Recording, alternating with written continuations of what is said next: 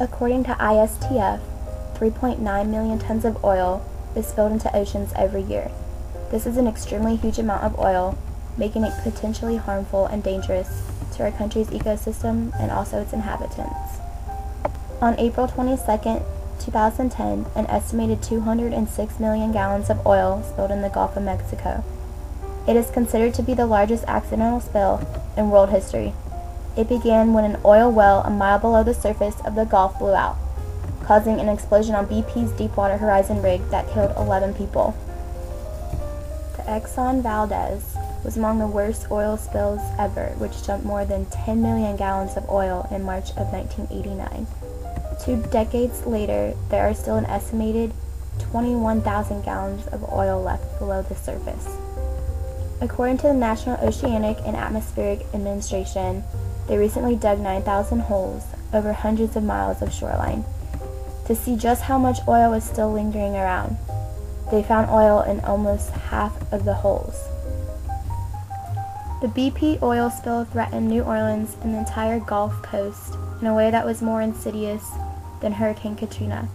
This disaster has only one cause, and that's human greed, and the most obvious result is negligence. The crude river will spawn streams of suffering, economic, environmental, and emotional.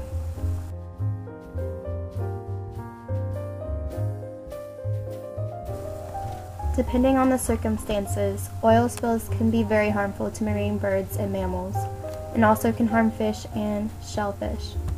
These dramatic pictures of oil birds and sea otters have been extremely affected by these oil spills.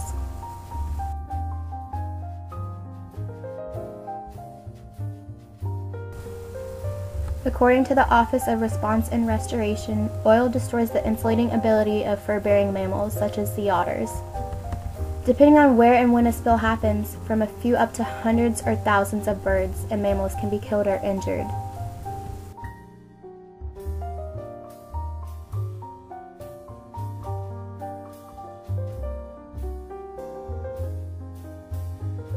Although these devices may dispose of only some of the oil, the U.S. still needs to invest in more advanced oil cleanup technology.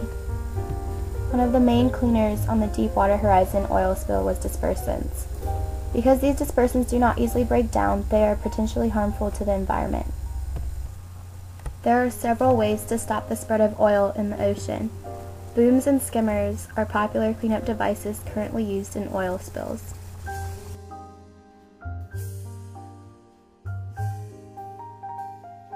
It is said that the U.S. government spends over $1 million each year cleaning up these oil spills. This can have a vast effect on our economy as a whole.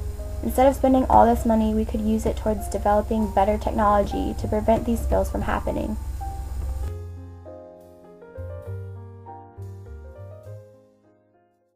A study estimates that nearly 17,000 jobs will be lost in the Gulf Coast states. The greatest impact, though, by far deals with the Gulf Coast fishing and aquacultural industry, especially in Louisiana. I'm sure none of us have ever really stopped to think what we use oil for. We need to prevent problems when we can. Preparing for spills in advance can increase the efficiency and effectiveness of a real spill response, minimize the harm to people, reduce the negative impacts to the economy, and enhance environmental recovery.